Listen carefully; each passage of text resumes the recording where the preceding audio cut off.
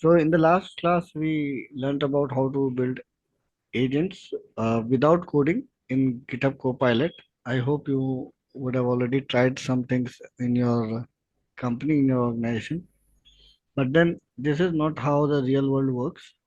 Without programming, without coding, we can't do anything.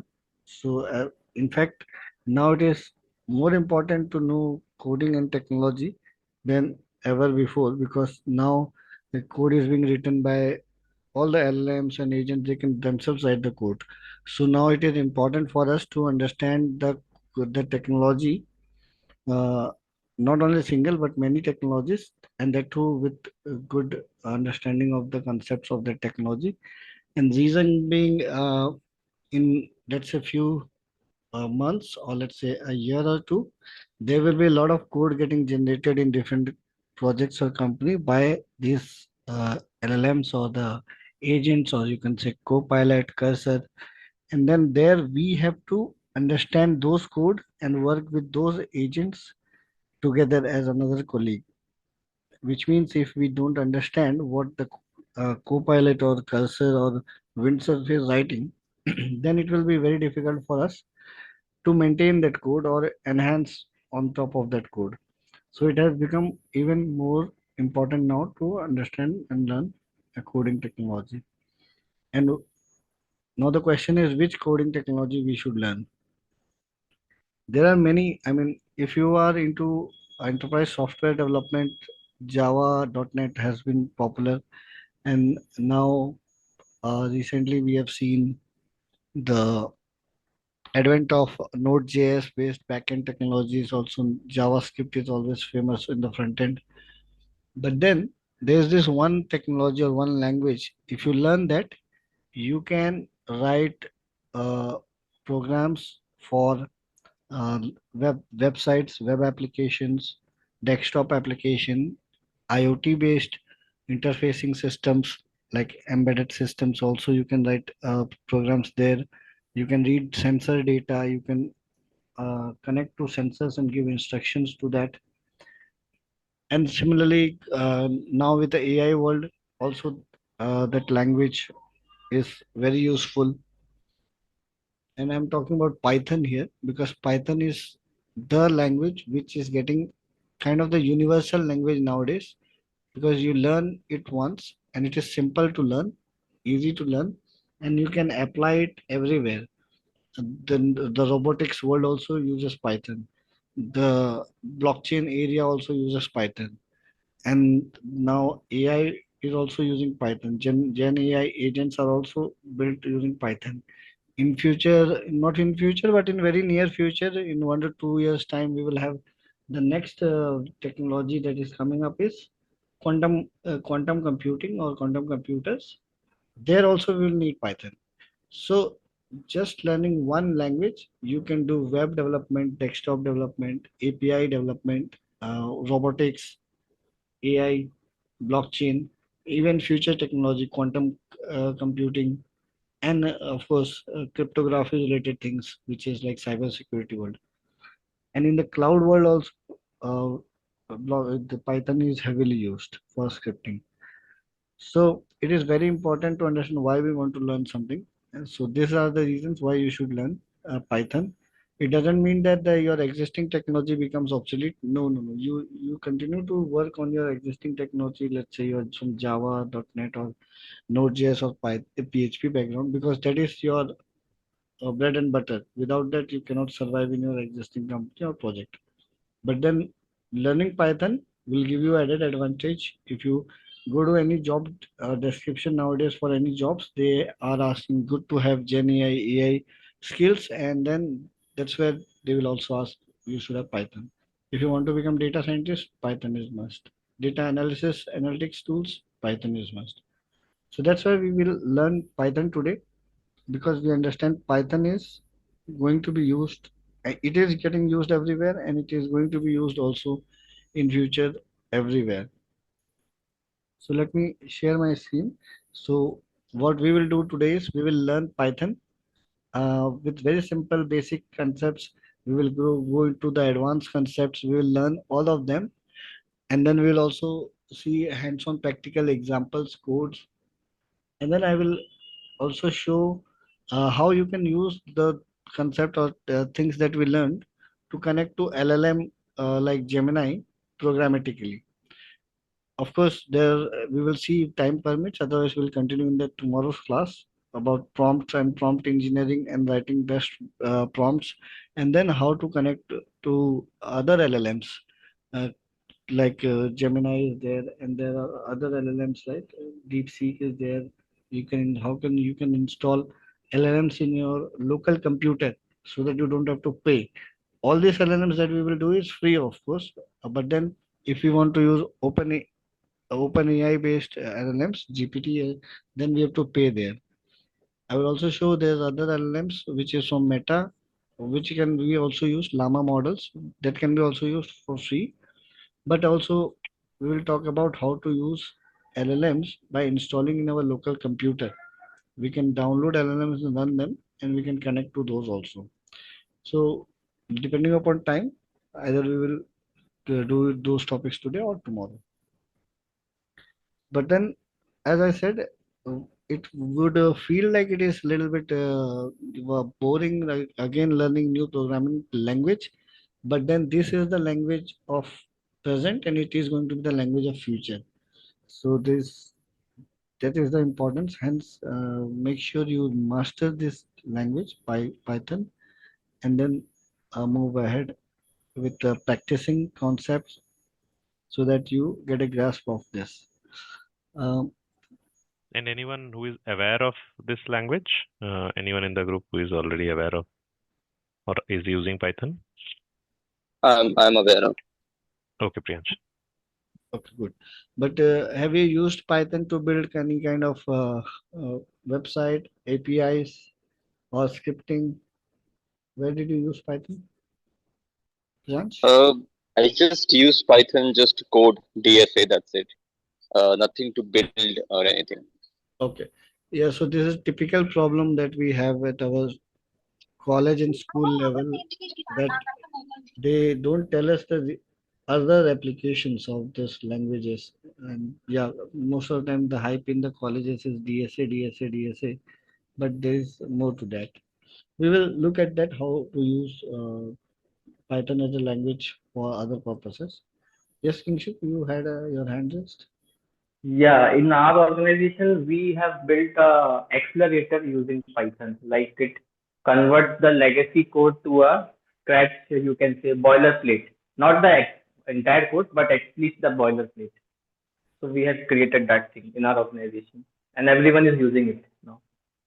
That's good. That's a good use case of something you can script and then it can transform one thing to another. Okay, so no, we all know Python is a programming language like any other language that we have. Like we have Java, we have also JavaScript, and we have PHP. Same way, Python is also a programming language. So now let's try to understand from the real world example perspective how this works. Let's say like we have been taking example of Ravi, right, to understand till now the LLMs and AI and Gen AI and agents. Same way now, let's say Ravi is our persona here. He wants to talk to a computer and he wants something to be done for via the computer. But uh, computer doesn't understand English or Hindi. Uh, they understand special languages, right? And one of the language is Python. And reason for learning Python is the most easy language to learn, and that too very quickly, and is the most powerful language which has so many libraries available.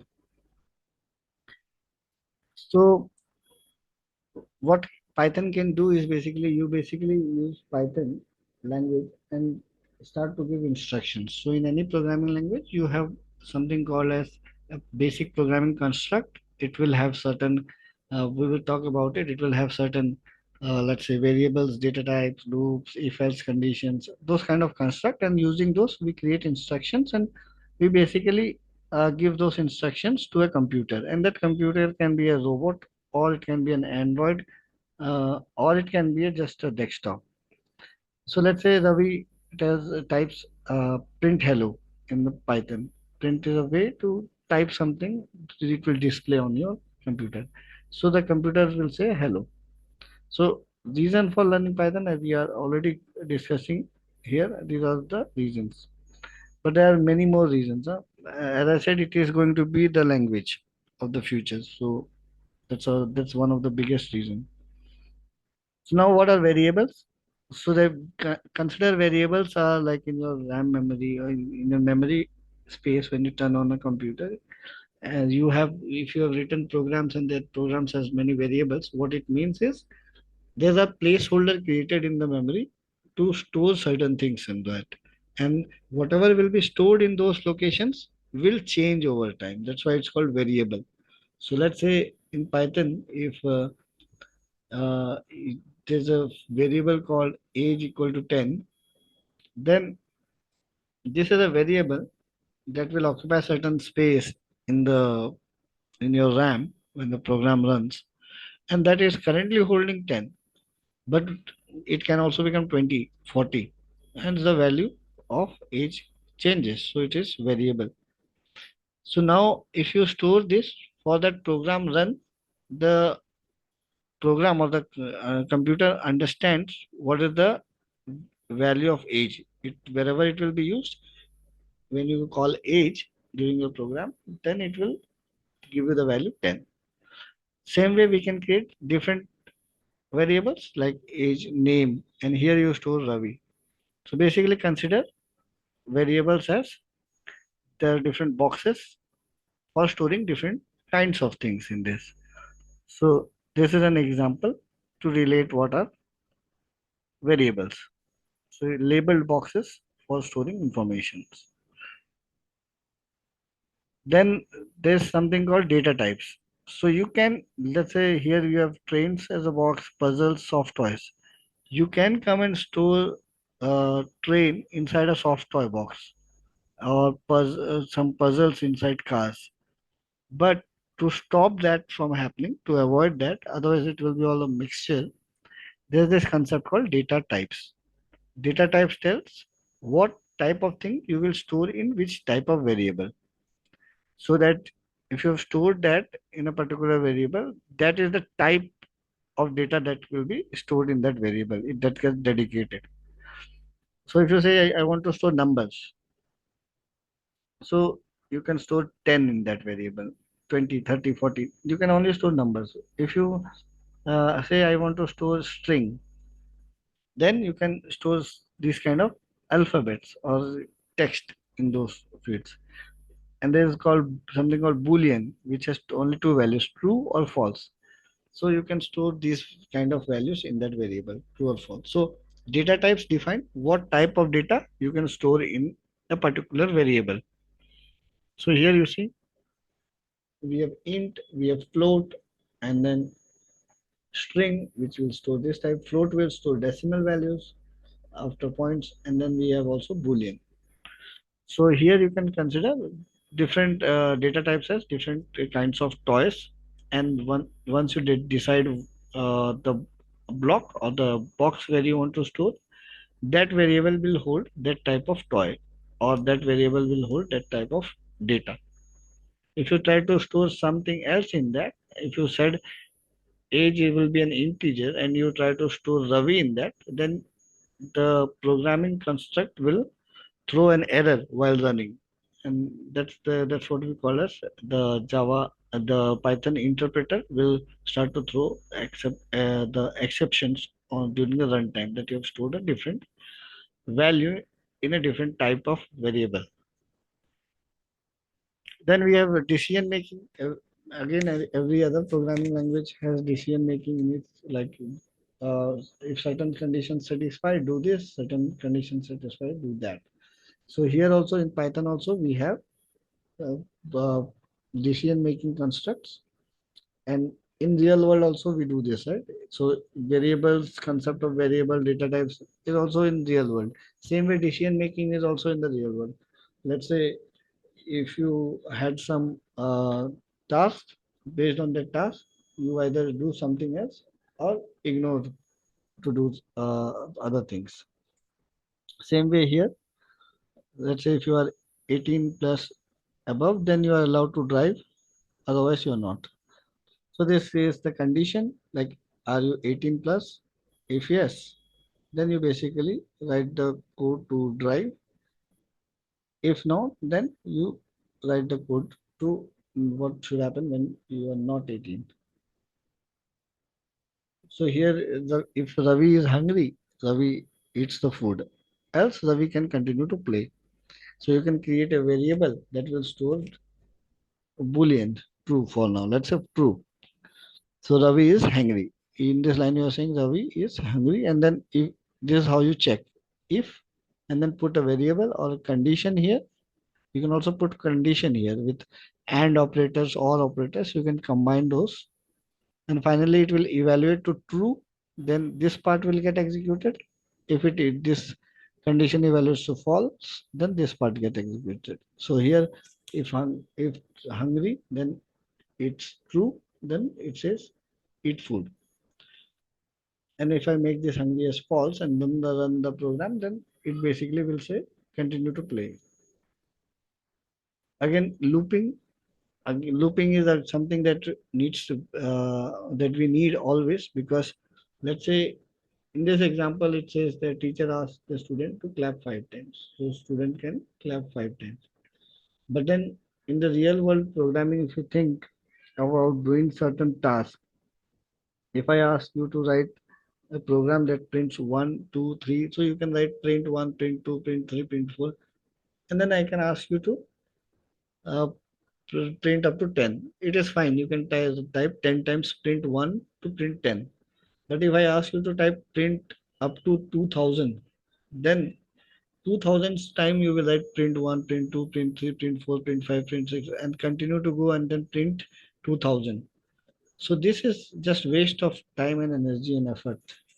Instead, what you do is basically use loop, because this is a repetitive task. Here what? Here you are repeating what? Repeating writing of numbers. So that's where this loop comes into picture. And I gave an example of just looping or writing numbers, but you can do a lot of things. Let's say you have to call a particular function again and again, not only for the number of times, but maybe based on certain conditions also. You can continue to do that with loop. So here it says like there is this numbers which has this, and then if it checks if this is the last number. If it is not, then it prints, and if it is the last number, it ends the algorithm. So clapping 5 times, 50 times, or 5,000 times can be done like this now. So for, let's say you can create any variable here. Here it's I, j, k, whatever you want, you can create in range. Range is a function which takes start, stop, and step, 3 parameters.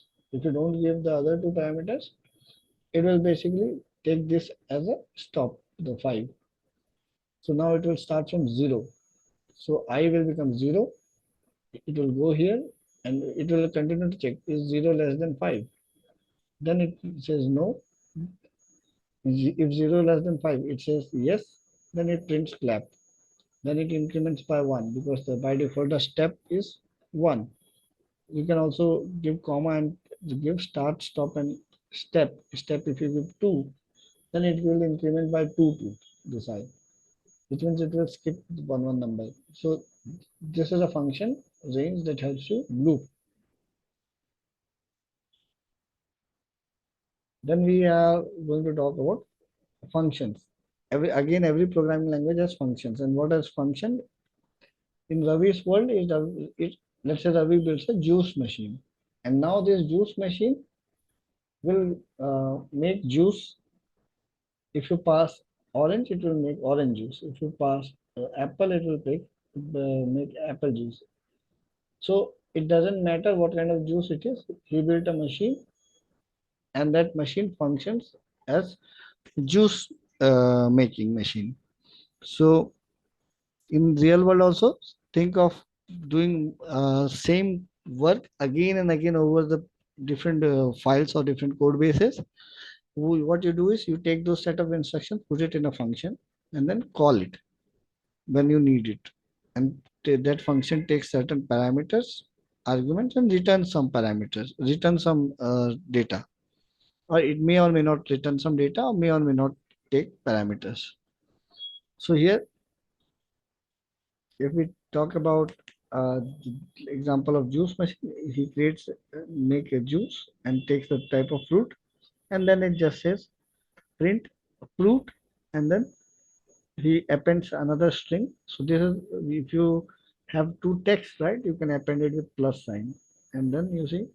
So now when how to call this machine, make juice machine or function, just with the name, whatever name you have given, and it takes one parameter here. If it takes two, three, then you pass two, three parameters here.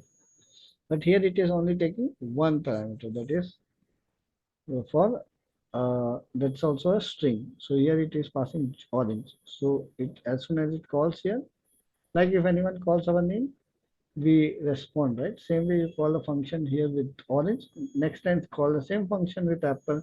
Next time call the same function with, let's say, grapes. So first it will go and print here. Orange will go here. So it will say orange plus juice ready. So orange juice ready. Then it will say apple juice ready. Then it will say uh, grapes juice ready. So multiple times it is doing, but there's a simple instruction in the function, right? You can have more complex algorithms written inside this function. You can use if else variables, whatever we learned so far inside this function to write different kinds of complex logic. Then we go to list. So we know one variable can store one value, but then what if there's different values and the variable is same type? I mean, so you can store in one area many things. So let's say Ravi keeps toys in one basket. So that all the toys in that one basket is a collection of what? Toys.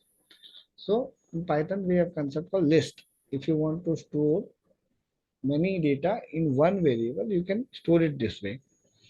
And then this list index starts from 0. First item starts from 0. Same way the for loop we saw, it starts from 0. And it goes 0 until the number you have provided -1. So here it will go, first it will have 0, 1, 2, 3, 4, and it will stop at 4. So if you print the value of I also inside this, you will see the last value it will print is 4. It won't print 5. And next is, if you see here in Python, we are not giving any curly braces, opening, closing curly braces. No. Python follows indentation. If I have created a variable, and if I am taking this line as vertical line as for indentation, then if I have written hungry here, if I will start from here, else I will start from here. But the sub block of if, I should start with a separate indentation. Usually we give a tab or 4 spaces, and that is a good way to indent the next layer of lines. And if it has another if or for block, then you start with another tab. So Python follows indentation, and that's how it understands the from where the if block or method started or function started and where it ended. And you give a colon also here instead of parentheses or other things, you give colon. So now here we have the a toys collection, which is the list. To get the first toy, you do toys, the name of the collection or the list, and then pass index is 0. Same way, let's say if you want to take input from the user. What if we want to take input from the user? Then there is a function called input, which is already written by Python for us.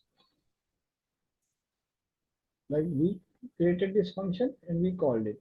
Similarly, Python has already created many functions for us and we can call it. So if we call input and type, let's say here, enter your name, then when this program will run, it will display on the console, enter your name. And then when you write your name, that name will be stored here in this variable name.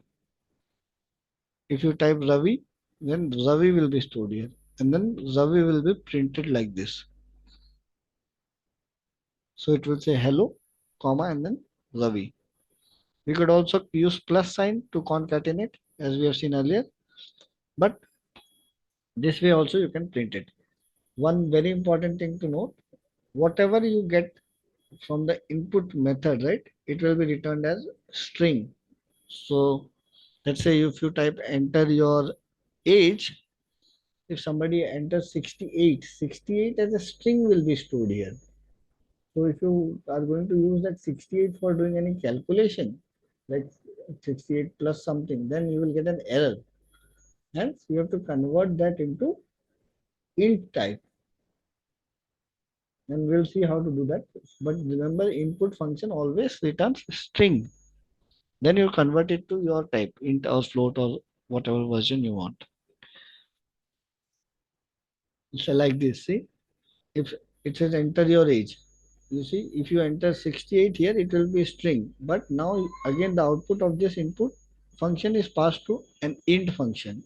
You can also convert it to boolean float, uh, and then it will convert the data to float. So int will now convert this into an integer number, age, and then you can do this comparison.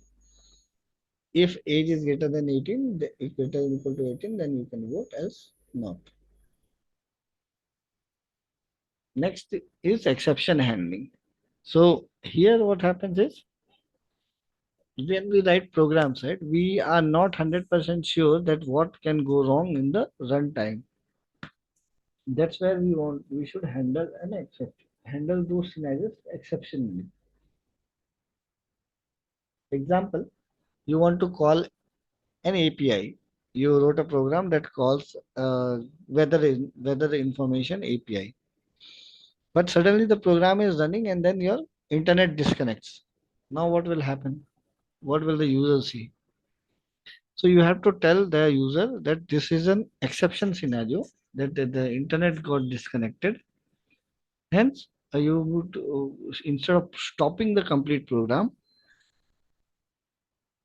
you provide a message to the user. Internet has got disconnected, and I'm going to do a retry. So that is how you do. When exception happens, you do handling. So it is handling mistakes safely.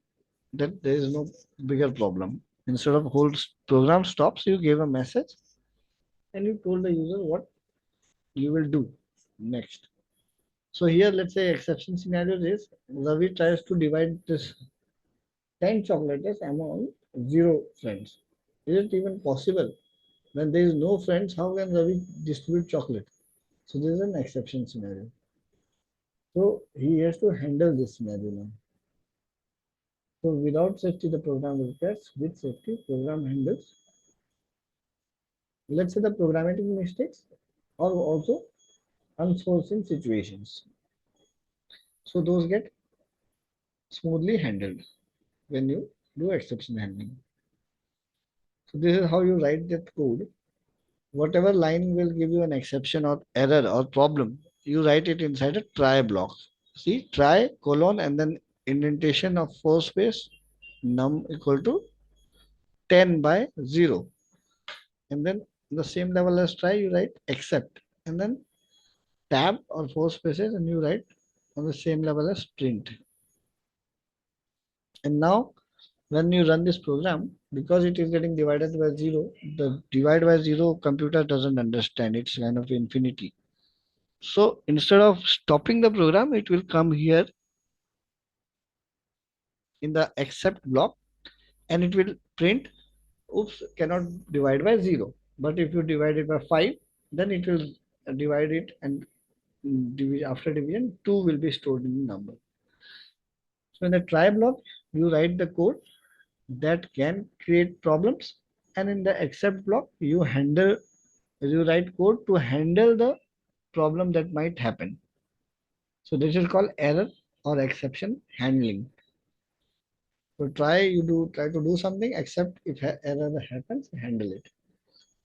So like if you want to really go with the example, here there is an example of wearing a helmet while driving bicycle. So when you drive bicycle, you don't know, right, whether the accident will happen or not, but you still wear it. So this is the same thing. You don't know whether the exception will happen or not in the real world with the real data. So you, for precaution or safety, you add this to the try block, and in the catch block you handle it properly. Now what is lambda? So we saw functions, right? We saw function that is having name and then input output parameters, and then you can write that. But then this lambda is a function only, but it is just mini one line function. In the Java world also we have lambdas. This the same concept is there. So here if you write an addition function, add a comma b and then return a plus b. So this is a function whose name is add, takes two parameters a and b, and obviously these two parameters must be integer, otherwise return a plus b will not work. But then how do you write it in the lambda form? Why I'm showing lambda? Because in the many examples and in many in the company when you work, you will see lambda function written everywhere. Or also the co-pilots and GPTs, they write this kind of code. So what you simply do is how you convert a normal function to a lambda function is very easy. You just take the keep everything here and bring this up. So you see the return type, return a plus b, you bought it here. Remove this add and remove this def and return. Then it became in one line and you put lambda in front of it and then give it a name. So you store this complete logic in a variable. Here it's called add, and then you can call it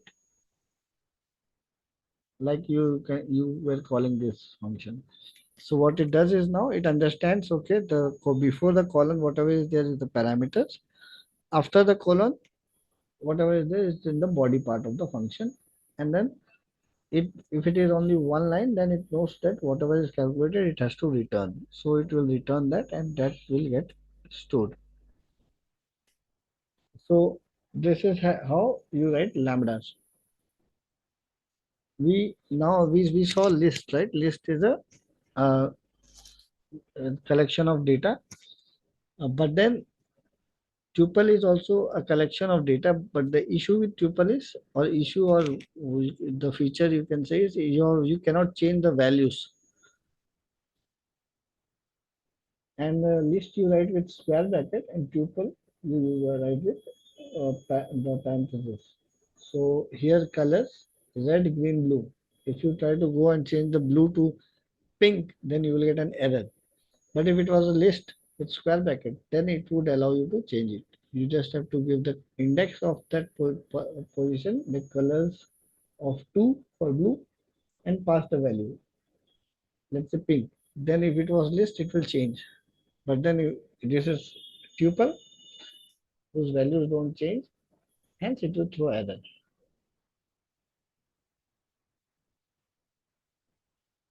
Next we have the dictionary, uh, another type of storing data. So we saw list is one type of storing the data. Tuple also for non-modifiable data. Dictionary is something key value pair.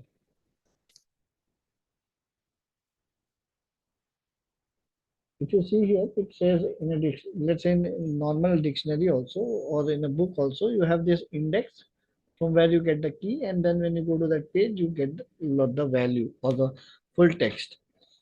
Same way, it is on the same concept, key value. Here you create a student object, and this is how you create object in Python. Student equal to and then curly braces, and then continue to give key value, comma, key colon value, comma, and then you give this.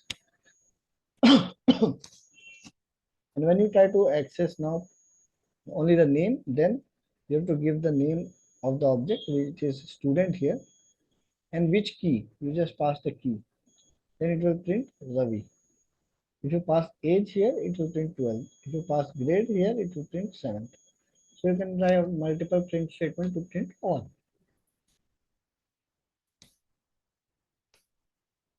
Then we have something called array. And in array, also you store values. It's same as list. You see, there is no big difference between list and array. But in array, you store only same type of data. And in list, you can store any type. We saw that in the at the top, we saw the collection of toys. So here it says car, ball, teddy. I could say comma 110, comma 2, comma 56.8. It will allow me to store those because there is a list. It allows different data types to be stored.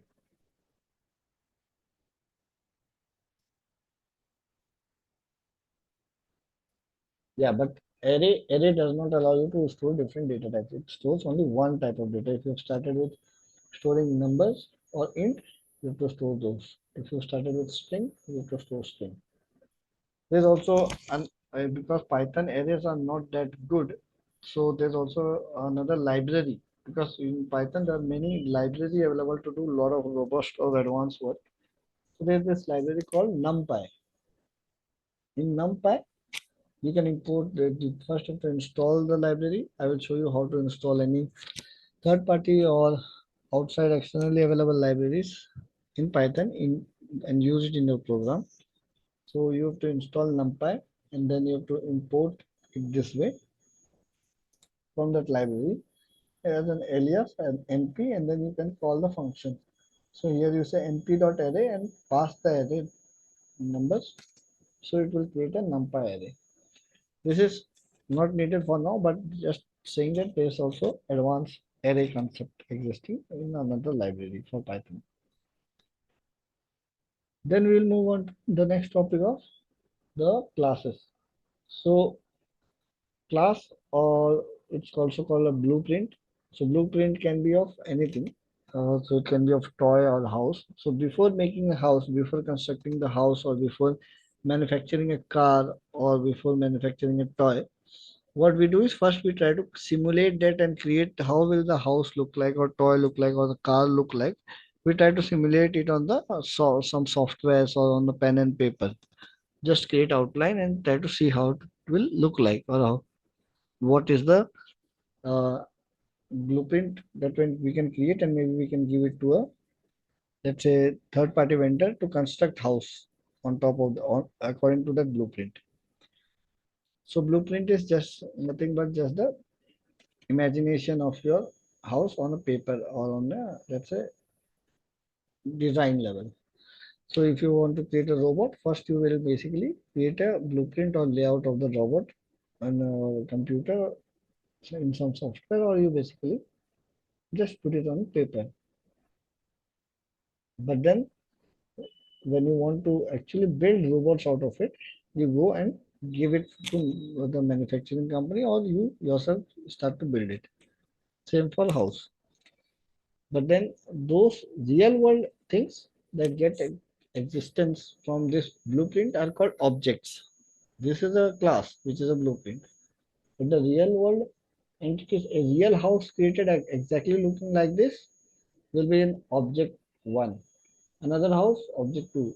Another house, object 3. So objects will be created from the blueprints. So this is how we define the class. Class, in the name of the class, we define the variables like this.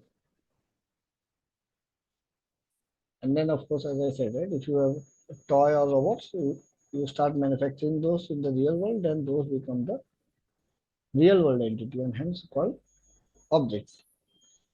So a class is a robot design. Object is actual robot made from that particular design. So object is a real thing which is getting created from class, and this object will be actually used in the world for the day-to-day purposes. So if you see here, student has name and age. So you can create a student object, student one, and print a student one value. Same way you can create multiple other students. Are there any questions or doubts so far?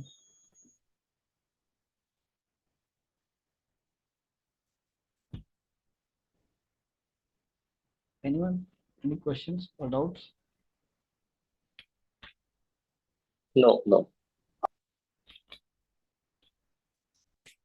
Okay, then let's continue. Then we learned about methods, right? Functions. Constructor is also a special functions. What does this do is there are certain things which you need to be initialized in your class. Whenever an object gets created, you want it to get initialized with the default values. So let's say this is another class called student, and it has field called name and age. So you create a constructor like this. Because constructor is also a function, so you use the keyword def is for definition, like you used for the add function we saw above, def. But here you what you do is for constructor you say underscore underscore init underscore underscore, this is constant, you have to type this, and the first parameter will be self, and then you continue to put the parameters of this class. Here we have name and age. So name and age. Here, if we had here roll number, so give comma roll number, and then you can type self dot roll number equal to whatever is passed here. So doing this, what happens is whenever the object is getting created, right, dynamically you can pass the values of these fields. So student one will become Ravi with age of 12. Similarly, when you create student two with Ram and age of 20, so that Ram or Ravi is coming in name and getting set here in this name of object 1. Same way, Ravi is coming here with the age of 30 and getting Ravi is getting set here and here for another object, student 2, which has different memory location. So if you see here we created this what? Student object without passing any parameter because we did not have constructor here. So always for every student it will display name Ravi and age as 12, which is not correct, right? Every student should have different name. So in this way, you can create class with constructor and you can call them by passing the data in the constructor. And later on, how can you use it? You just say object names dot name of the field to access them. So underscore underscore init underscore underscore is a special starting function. And this runs automatically whenever the object gets created. This object gets created. So now let's talk about a little bit about object-oriented programming. Every programming thing world that we have, right? Every programming world, the best one is object-oriented. Object-oriented is we try to break everything of the programming world as per the real world, like we have things in the real world. So object-oriented programming, let's say if we define how or when we say programming language is a object-oriented programming. So there are certain things. So for example, let's say there's a big project and school, for example, that project is about school, and then what are the things that school will have in the real world? School will have teachers, school will have students, it will have classrooms, and it will have many other objects, huh? I'm just taking few examples. There are many other objects, and then each of the student will have its name and age, and it will perform some actions, right? The student will study. But if the object is teacher, teacher will have name and age, and teacher's action will be teaching. So this way, you basically try to define the in the object-oriented world what are the fields and what are the different actions that can be taken on those fields. So OOPS means object-oriented programming, organizing code like real-world objects. Main OOPS idea: class is designed. These are some of the important concepts of object-oriented. So in a programming language is called object-oriented when it has concept of class, which deals with design. It has concept of object, which deals with real-world entity, like the above we saw. If the house getting created from the blueprint, the house is an object. Blueprint is a class. Then we have a concept of inheritance. So if we have many classes and we have parent-child relationship between those classes, then of course all the features of the parents will be copied. Child copied the parent's features. Encapsulation is another way. Like if we have certain fields in our class, if we want, we can not allow the exposure of these fields, name and age and salary, outside this class by using this concept of encapsulation. So it protects the data. Then what is polymorphism? Polymorphism is same action, different behavior, which means, let's say, you yourself are sometimes a student, sometimes you become a job professional, sometimes you are a son, or sometimes you are also a father. So you play different types of role in different situations. So polymorphism is also the same in the programming world concept. Next, we'll move to the main and important part now, file. How do we handle files and read, write, or search from the files? Because with your real world, you will do a lot of things with file operation. So now let's say, what is a file? Let's say, for example, Ravi, in case of Ravi has a notebook. What he can do? Why does he has a notebook? He can he can take a pen and keep writing notes in his hand. No, that's not wise. So better Ravi has a notebook. Now if Ravi has a notebook, what he can do with that? He can write something on the notebook, close it, leave it at the desk, come next day, open it, read it, and if needed, again write something along with what existed already, and then go ahead and keep it for later reference. So here we see in the real world we use notebooks for reading, writing. Same way, if you want to store something permanently that it doesn't get lost once the program stops running, then we take help of file. And to another extent, there's also concept of database that is there, which is also file type only, but then it stores data in more organized fashion. So that's database, but that is also used for storing data.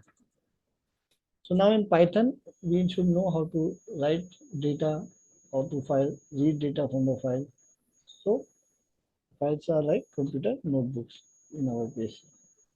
So here you see how to save student data. So these are the steps.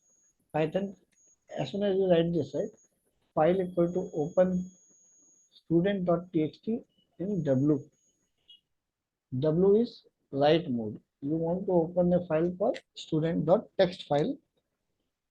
It can be in the same folder where you are writing this Python code, or can be anywhere else. So you have to give the path properly.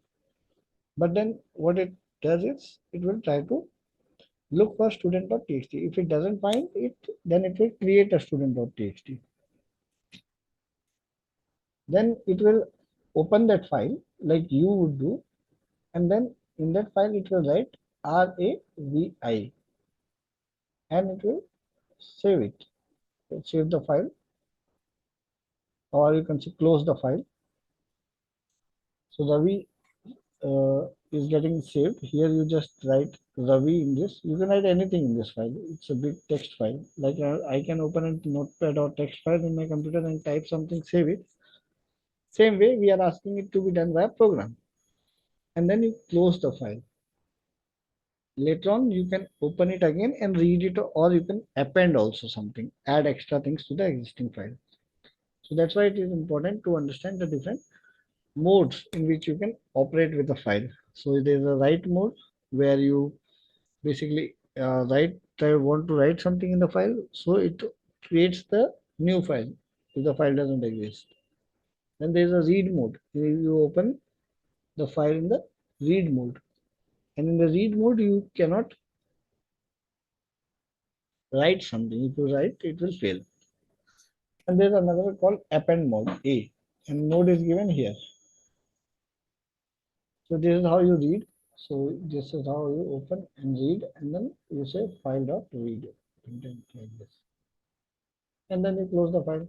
Append mode is again, this is one A. So if you read now, the content will be Ravi, but then you can append more things like this. See, open in append mode, and I am writing uh, Arab to that, and with a slash in, like in the next line. And then now when you close the file and when you try to open the file and see, it will have two things, Ravi and Arab, because you added the content to the file in the append mode. Next is there a better way to read this file? So your Python has safer way to open files. So what you can do is you can simply say with open and then mode, and here you write as file, here as file. So here till now you are opening in just mode, not writing as file. You can do it here now, and what will happen is instead of giving file equal to something with open, just say with open file name and then the type of mode and then as file, and you can use that file dot write or read to use the content of the file. In this case, you don't have to even write the close function. See here in this way it will automatically close it for you. And of course this is the recommended method also. Okay. Now let's say there's a file which has multiple lines. It has text file. It has maths in one line, science, English in other lines. Then you just say with open the file as file for line in file. So whatever here from here it will read, it will pull it to here.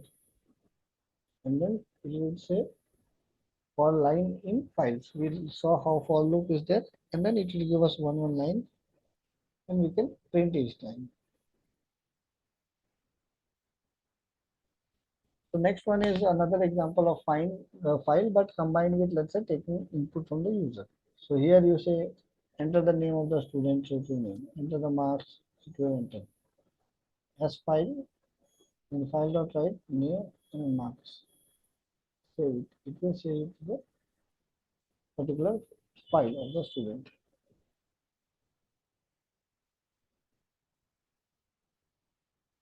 Okay, so this is all about uh, files, and now when you open the file, you can see the content being changed. Any doubts so far here until here with the file operation, how to read, write, append to files in Python?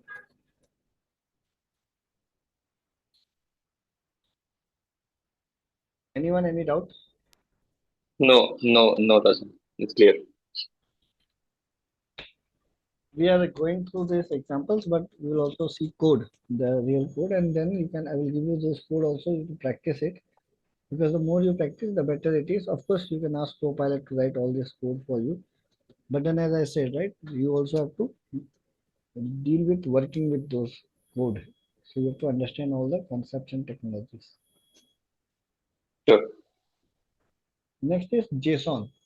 So for data exchange between the network, between the different servers that happens over internet, right? Now we are also talking to each other. Data is getting exchanged via Wi-Fi router, then the optical fiber cables, and then it is going to underground cables and reaching to different again internet service provider and then to you, and same way it is coming to us.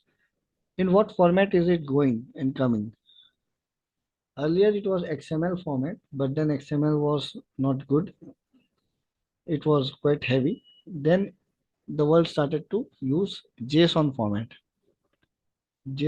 Format is very simple and easy format, and now even one step ahead, YAML has come into picture.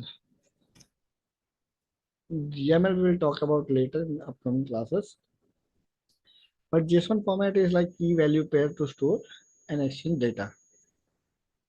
So let's say if Ravi, and you can store and exchange data in key value pair, but you can display it in any format. So this, let's say this is the information about a student school card information. It should have name, age, class, subjects.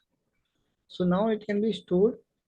Name can be made as key. Value can be any name. Age, key, any name as value. Same both for goes for class and subjects. Then if we talk about how does a JSON look like, it's very simple. A JSON object, it's you open curly braces, close a curly braces, create key, colon, value. If the value is string, you put in double quotes. If it is number or decimal, leave it that way. Age is 12, class is this. So computer stores these type of structured information using JSON. And what is JSON? It's JavaScript object notation. So it gets very easily passed on the browser because it is JavaScript extension only. And then JSON is the world's most preferred data exchange and data storage format at this moment. So again, as I said, JSON is used for web application development. Like you build APIs, API will take request in JSON, respond in JSON, and then you can use that JSON response to build your front end, how to show to the user. Same way, if you take any user input from your front end, you pass it to the backend with the help of REST API, and that REST API format is nothing but JSON. So JSON formats can be used for building web application, APIs, AI systems, databases, and many more. I mean, when you are doing IoT based programming some hardware, again you will use JSON format. If you are using, let's say, robotics, again you will provide data in form of JSON, and of course, other places also you can use this. So, how will the JSON object look like? We already saw. Object always has opening and closing parenthesis. Key value pair like this.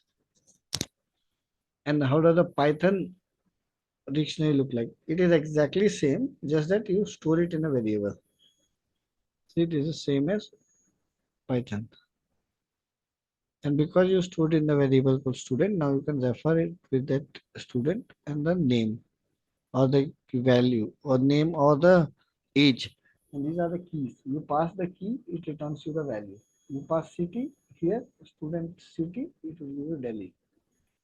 That is how JSON works. And what if JSON has multiple data? So let's say subjects. It is a string of list. So multiple data can be stored here. But if I write student list here, I can have multiple student objects like this. One object can be placed here, here.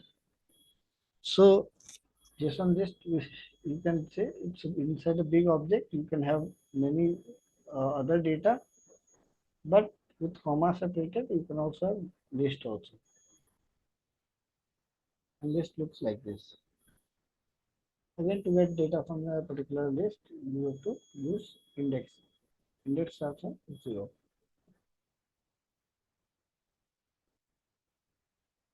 So you see, now if I have to represent the student Ravi, this is how I will represent. Here's the name, age, and these are the subjects that he learns.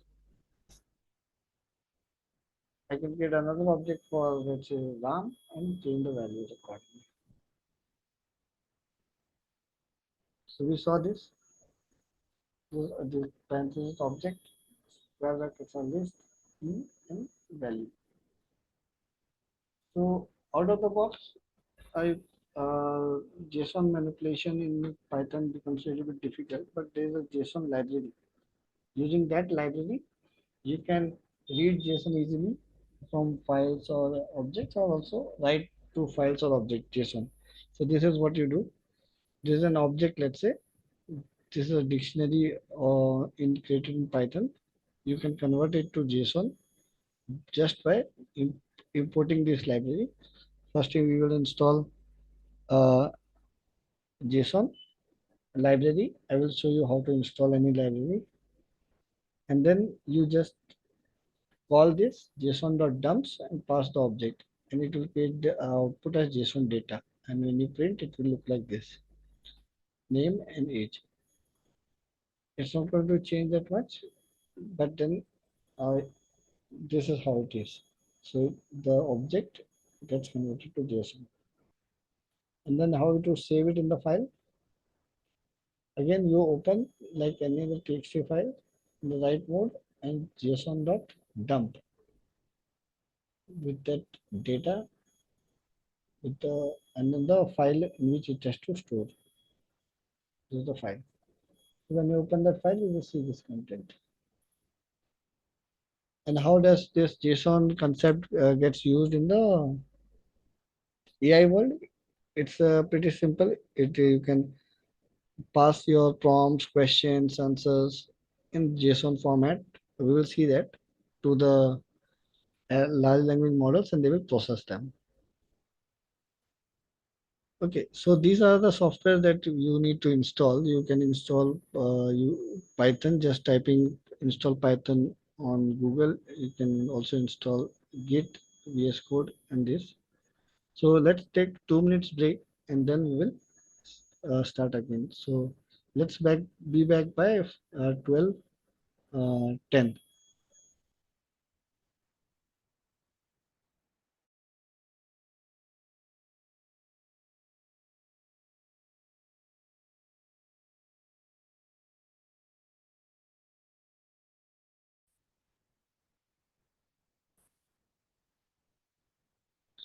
Yeah, so for software installation, right? You can just go to Google and type Python download, and then you will get this link. Go to the first link, and you can download the Python for your computer. So you can install this, which is the latest one. And if you have different operating system, you can download the as per your operating system and simply install it as you install any other software. Then we have VS Code editor. Just type VS Code download, and then you will also see the VS Code, which is Visual Studio Code editor. For Python programming, there are many editors. There's PyCharm available, VS Code editor available, Jupyter Notebook is also available. All of them have different purpose. VS Code editor, in this you can also install extensions to uh, start writing Python program like Jupyter Notebook. The, the difference that in the Jupyter Notebook you can write piece of code, run it, and again write some other piece of code, run it again. So you can say blocks of code are separated and you can run it as per blocks. That's the advantage of Jupyter Notebook. So when you're learning Python from scratch or start, it helps. But in the real company in the project wise, either you use PyCharm or you use VS Code editor to write big files or lines of code. So now that when you install Python and you have the VS Code editor, then you can open that, and I will show you some examples now quickly for the Python real code. So here you see this is an example of your simple Python calculator file. So what you do is you basically create a Python file. So you can create a folder wherever you want to keep Python code, and you can continue to start creating files. I just gave 1, 2, 3, 4 as names, but you can give any name. Here I wrote a just simple code to do calculations. So it will take user input and do the calculation. So how to run this? So you can say you have to go to that folder first. So I have to go to CD and then go to Python and so on, and then now you just type Python. Once you've installed Python, right? Then after installing Python, open VS Code editor. Automatically it will identify Python. like this. Here we will see, we detect your Python installation, and then type the file name. So I will type one calculator. If I hit enter, you see at the bottom it starts to ask me, what did I write? It said enter first number. So it is asking me entering the first number. I will say 12. Then it is asking enter second number, because in the input I asked I have given instruction to ask to the user this. So now I will say 3. If I hit enter, so now 12 has been returned as string and converted to int and stored here. Same way, 3 returned as string, converted to int and stored here. So now addition will happen, subtraction will happen, multiplication will happen. As soon as I type enter, and you see it did the calculation, addition, subtraction, multiplication, and also printed it, right here. So let's say I don't want to run something, so you can also comment it. So this is how you comment in Python. Now if I use this, right, it will only comment this single line, which means this line will not get executed. So this is how you use comments in Python. But if I have to comment multiple lines, I have to use like this three quotes. If you provide, right, you can comment multiple lines. So this is how you can comment and uncomment things. Then there's another program that's an odd even. So this displays how you can use if else. Again, taking the input. So I can also type here. Let's say print. What I will do is I will not convert it here. Let me just say data, store the data here and not convert it to int here, just to show you what type it is storing. And then I will type here print. Oh, it's already print. Okay, so here it is saying I will not do a typecast. Of course, I have the code, the yeah, the plugin install which is printing this. But then, if I want to print this data, it will print this data. But if I want to know the type, print type of this data, type, I would say type of data. For now, I will remove this one, and later on I will convert it also, just to show you. So this is another way to format your data, format what you enter, uh, so what you want to print. So I said F in front, we wrote F and then double quotes, and in between wherever we want, we can use this. I can also use it here, multiple ways. So whatever, then it's easy for you to format. So there are many ways to do formatting of what you want to display. Now let's say I want to do CLS and say Python and just say to odd even, and I will enter, let's say 7. You see what happened? It said you entered 7. This is this line, but then the type of what it took, the type is of string type. What the 7 was literally a string, and then it got converted here into integer, and then it checked here in the modulo the logic. It had checked, it did the logic of checking whether it's odd or even, and then it printed odd because there was a reminder left. If the remainder was 0, then it will not print it. What will happen if we don't do this? If we comment this line, what will happen? Another same program. If I add 6 now, you see what it does. It says it is of type string, of course, after this here, print data type. Then what it does, it says if num modulo, so it's saying name error, name num is not defined. Here it's saying num is not defined. Let me define num. That's another problem. Let's fix that. I'll just put num equal to data. Then let's see what happens now. We will get that was a different error because field was not defined and used. But now we will get a different error. So if I type code, here it says type error. It is saying you are trying to do a logical operation on a string data type, which is not allowed. Hence, always remember this typecasting is important when you use the input function. Then we have multiply table. So this is a function that this example talks about loops. So if I just try to run this, you see, it will basically ask me a number and it will try to print that number. So it is start and stop. And step it will take by default one. So let me run this Python 3 multiply table. So whatever number I will add, it will write the multiplication table for that. So if I say 7, so you see it wrote the multiplication table.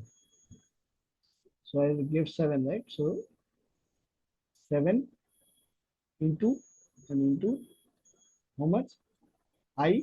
So starting we give as 1. So I is 1. 7 into 1 is equal to appended and then comma 7 into 1 into 7. Same incremented by 1 by default the step is 2. So if you see here, it did not take the last one. As I told you, it will not take the last one and it will not take the stop. It's the by default starts from 0, but if you are given a starting point, then it will start from there. It will go until the last whatever is given minus 1. Let's say if I give a step of 2, now this whole program will change. So where this is used, so you can use it for pattern creation programs and those questions are asked, right? So if I do this, you see it skipped. Only 7 came. It started from 1, then 1 plus 2, 3, 3 plus 2, 5. So at a step count of 2 to 2, it implemented. So you can basically talk about different, you can do different things with this kind of steps. Start, stop, step by modifying them. Then we have student grade system. And this demonstrates how to use if, else if, else. So it's very simple. You enter a mark. Based on the mark, it comes into a particular grade. So if marks is written 75, it is grade B. If it is greater than 50, it's grade C. Else it will be fail. Then we have dictionary, explained already. This is a dictionary. These are the different keys, pattern dictionary. So what you do is you can also loop the content. So for name in students, and then let's run this.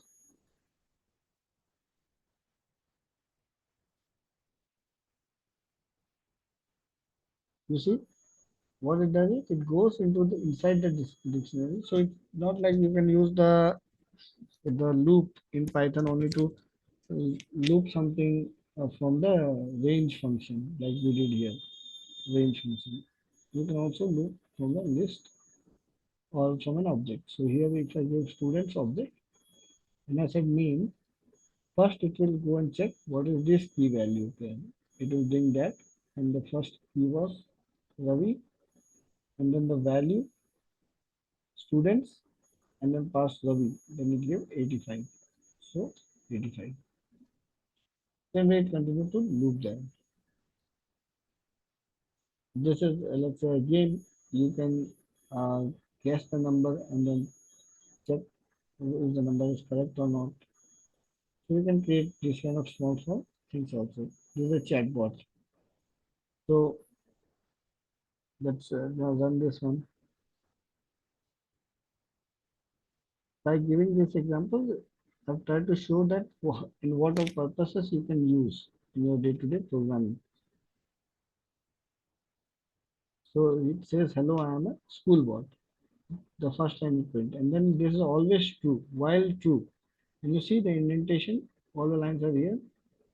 So now it will ask you. So it is asking me to add the name. So I say Ranjan. Bot says, I don't understand. Directly it came to the last one, but it is still running. It has not stopped because it is inside the loop. So I will say hello. Then it goes and comes here. Hi, hello. So hi there it says. If I will type bye, only then this bot will exit. So it said goodbye. So just imagine if it was there was no uh, chat GPT or the LLM kind of thing today, we would have to write AI agents, sorry, the chat services agents like this. Every condition needs to be handled in program. So we are lucky LLMs have evolved. Now we can think and reason. Hence we don't have to write code anymore for everything. So this is a task. So this is a list, temporary list created, and you can continue to add tasks to this list. So logic is while true, there is a while loop, this is a for loop, this is a while loop. In the while loop block, you add this logic, and outside that you add further this logic. So what I am doing is here, you will enter user will enter a task, so that will get stored here, and it will continue to append. So this is how you add new things to a list in Python. Until the time user does not type exit, we will not break. If it types exit, we will break from this loop and execute this part. So let's run this on Python. File name is this. I will say coding and then sports. Let's say these are the tasks. And maybe also eating. So now I type exit. Then it will print all those that it stored in the memory in this task list. Coding, sports, and eating. So you can think of use cases that you can create more programs using this. Then there's a weather API. So let's say there's a weather API which I want to call, because this is a very common use case. You call the different APIs from your program. APIs are nothing but different types of other application hosted on internet. So this is a library which we have to use to call the API. So how to use this library? First, we need to install this library. So let me show you how you can install this library. So first thing is, if you see here, you will see something called as .venv, virtual environment. If I close this and just open VS Code editor from here, I will open the terminal, new terminal. It will open a terminal here, but then in this terminal, it's a PowerShell, but I can change it to also command prompt or WSL, anything, or CLI also. But that's it. Scope, I have used it as this one, command prompt. If I have to install a library, then the command to install it is pip install. Pip is an install library installer. Pip install and the name of the library requests. I as soon as I hit enter, it will install this library globally on my computer. So from my computer anywhere, I will come to my whenever I run a Python program, it will come to know about this request. But then there can be situations that you might need different set of libraries for doing only specific set of things in your computer. So it is always recommended to create the virtual environments and not install libraries globally like this. So what I can do is now I will create a requirements txt file exactly with this name on the root of my project and continue to keep all the libraries here. Let's say I need Google Gen AI, I need a Python dev, .NET, .env, I need request library, I need JSON's library. We saw JSON's library also, right? I need that maybe. Let me see what was the spelling. It is JSON. It's just this JSON library. So JSON. Instead of doing pip install this, pip install this, pip install this, pip install, and then remembering later on when you check out the code, again you have to do pip install this every time, all these things. Instead of doing that, we simply follow this. We go, open a terminal, create a new environment from where we want to keep the code. And in that environment, we can activate it and install all the libraries and then use the environment on its libraries for coding purpose. So it is specific. And if we can get multiple such environments, install multiple other libraries for other purposes. Let's say you are writing agentic programming, create an environment and install agentic related libraries. You are doing data science work, create another environment, do data science work. You are doing, let's say, IoT, create another IoT environment. You can activate, deactivate them. So here, you see, whatever I will install, it will come here. So I already installed it. So I already have, you have to do Python minus m venv and give it a name. I give dot venv. You can give abcd xyz anything. Now to activate it, I will just go to the level.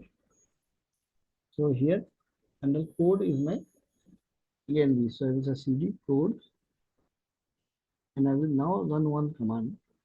First I have to activate it. So I will say dot venv, then slash scripts slash activate. As soon as I do, you will see here it will start to write venv, which means I am now in the activated environment. Now that I have activated my new environment, I will be able to, my programs will be able to access these libraries if they are present. But as I added these two new libraries, let me run this command to install them also in the same environment. So you just say pip install minus r, which is r means requirements file, and give the requirements file. In Node.js, we have called package.json. In Java, we have form.xml. In Python, we have this requirements.txt. Hit enter. So now it will go to internet and download all those libraries and it will install it. It says that I'm not able to find JSON. It could be that JSON is not there. So I can say pip install JSON if there's a library. Then it will give me option which is the right library. So let's go here. So it says it's JSON lib. So I will go. I can take this and run it, pip install directly, but as we said, we will follow the right way of doing things, like it's done in the big companies. Now I pasted that and run it again. So whatever is already installed, it will skip, and it is now installing JSON lib. And it will install it in the env file. And then if you have to call a weather API, you have to also create a API key. So let's see API key to access that API.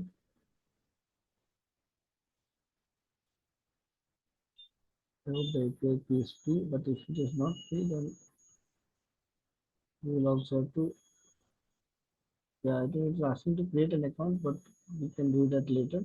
I will tell you how to use it. So now it has installed, could not build the, so it's asking, there are other libraries also which we need to install here. But it's fine, we will look at it because we are not using this library now, so we can skip it. So it says there's some issue installing this particular library. Then we'll use that, we will again look at it. For now we are not using it, so it will not give error. We will be using request library now and request dot install. So now I will say cls and I will try to run cd python and then I will say python and 9 weather API. So let's say I will type the city name as Delhi. So it is going to take Delhi as for the program. input, and it will go call this weather function, and then it will create this API and use this library to do a get call. Like browser does get post call, it will do a get call to this URL where it will append the city and it will use the API key. As we have not given the API key, so it will fail. And then it will get the response in JSON format, like we saw learned what is JSON. And then we will be able to get this data, temperature, weather data, and main temp. From the JSON response, we will take this out. So if I type Delhi here, so here we get an error because the problem is our API was not called because of the reason that API key is incorrect. Hence, of course, it is failing here. It's not able to find that value in that object. But if we give a proper API key, we can call that API. Next, this is how you can call other APIs from your application, which means now your application is connected to the outside world. This is another example which will be always needed for you. So there is a calculator function, calculator Python file, which are addition, subtraction, multiplication functions. So what you did is you wrote this in separate files. Of course, you did a proper error handling also, exception handling, everything you did, and you wrote it in separate file. And you tested it by writing. So you can test it here also. You just say if name equal to underscore main, and then when you run this, it will be running this file with this data. It will call addition, pass this data, and give the response. Let me run this.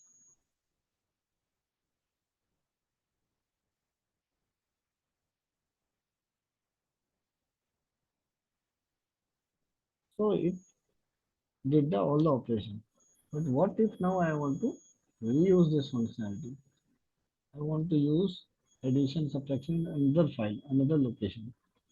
So like we imported here, right? Input request built by somebody else. We installed it, we used it. Same way, we created something which we don't have to install it because we created it, it is there. Now we want to reuse it as well. So it's very simple. Let's say here in this file I have to reuse it. So I will say from which file. So this file, what functions? Import, add, subtract, multiply, divide. So from this file,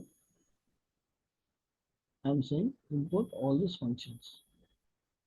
And then I write a code that start calculation, I write a function, and it will ask which operation you want to do.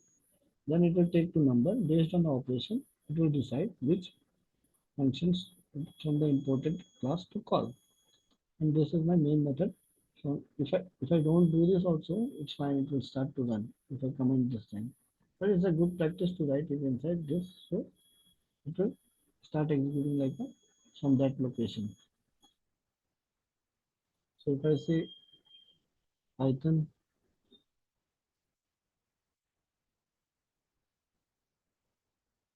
so it started this running this file, which is here, start calculation, asking me operation. So I will say add. And then it is asking first number 21, second number 45. Then what it did is it went here, add, it compared, it called the add function from this file, and it came here, passed the value, did the logic here, returned back here, got the response of addition, stored it in the result, came down and printed the result. So this is how you can call one function or library from another one. So now let's look at quickly the file writing, how to write things into file or read from file. Some examples. So here is, let's say, this is a file in my computer. So this is a file. So let's say testing read from Python. So there's multi-line of things that we have written. Now we want to read this in our program. So it's very simple. Read line by line with this method. It opens the file, read in the read form, then reads per line. Basically, all the content is here now, so it is making the line now. So for line and comma line, and then enumerate is also another way to loop inside the loop, and it is printing here the line number and then printing the text here. So read file as list. It will just read everything and dump it like a list. Read the entire file. So this is how you can, again, it's the same as list only, but no, it's not same as this, it's same as this one. Read lines from it. But then here it will not maintain adding the spaces. Let's run and see what it does. And for this one, I can also give an example. We can filter on which line to print. So let's say this is our main execution path. If we run this, what happens? Python read from text. So here what it did is, this is the from the first one, the line by line reading, and this is the as a content as list. You see, it read this as a list, which means it stores it into a Python list, and the entire file content is same as what we had the first one. The first and third one is same, and when we said line number 2 to 4, it only printed from those line to that particular line. Next is the writing to the file. So writing to the file is, again, you will need this many times. So now we are reading text files, but you will be able to read Excel file, PDF. Same way you will be able to write to Excel file, or you can generate PDF. There are different external libraries which you have to take help, but you will be able to do that. And in the real world, that is what you do. Read from different sources, file sources, write to different files, targets, maybe reading MP3 file or MP4 video, and then transcribing it, and then processing it. So all those things you need to do. That's why you should know how to do read write operation in Python. So now if I say write to a file, so it's asking you what to write into that file. So it has appended some things already to data.txt. Let me say this is day 3 of Gen AI class course. If I go and open this file, you see it appended it at the end. So it opened the file in the append form and it wrote the content there. So this was all about some examples which has uses of all the concept that we learned. Are there any questions or doubts so far?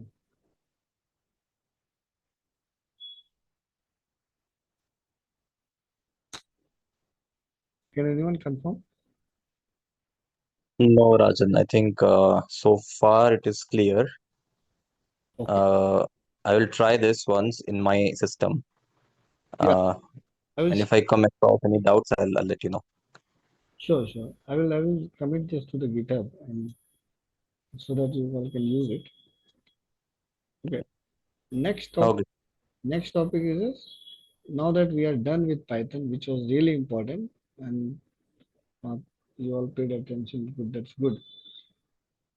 And now we can go and explore the world of AI, talking to LLMs, using use cases, creating agents, using different agentic framework, using MCP servers, and whatnot is going to come in future. We can do all of those things because now we know Python, and using this, you can do everything now. So the next thing is about how to talk to LLMs. So we all know that everyone knows prompt. Prompt is a way to talk to LLMs. But what is the right way of writing prompts? That's important to know. So that the LLM or the language model or the vision model or any other audio model, they don't hallucinate. So that's why we have to understand prompt. Some people also call as prompt engineering, but I don't see anything engineering there. It's just fancy word people uh, try to do advertisement to promote their courses and other things. It's very simple. Prompt is a set of instruction that you give to the LLM. Like you talk to a person, right? If you are an owner of a restaurant, you go and tell, so give certain instruction to your chef. And you ask the chef, do not imagine any other thing. Exactly follow this instruction and create that recipe. Use the recipe to create the food items. Same way to LLM, because LLM is trained on huge data and they work on the concept of tokens. And tokens are nothing but the number of words that we give to the LLMs as input and number of words they give us the output. The output from the LLM and the input to the LLM, we give it in words. And each word is counted as token. And then tokens are costly. Based on the number of tokens only, the pricing gets calculated. Hence, if you say just I will run Gen AI agents, it's not done. For professional enterprise grade agentic developer, you need to also be pro in security, guardrails, and what should be done, what should not be done by those agentic system, and performance, and then cost. Five aspects you have to take care. Otherwise, there's no point. Anyone can build anything today. But why you are saying you are an expert? Because you are able to deliver these five things to the organization. So prompt engineering becomes really important from the cost perspective also, but also from the perspective of quality of output that you will get from the model, not hallucinating and giving you what you asked. So basically, prompt is an input or text given to AI model.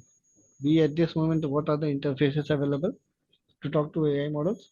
One is ChatGPT built a front end, and Meta also have basically Meta. What they did is they gave us the Meta models inside WhatsApp itself. You can basically now chat. So that's another front end to talk to LLMs.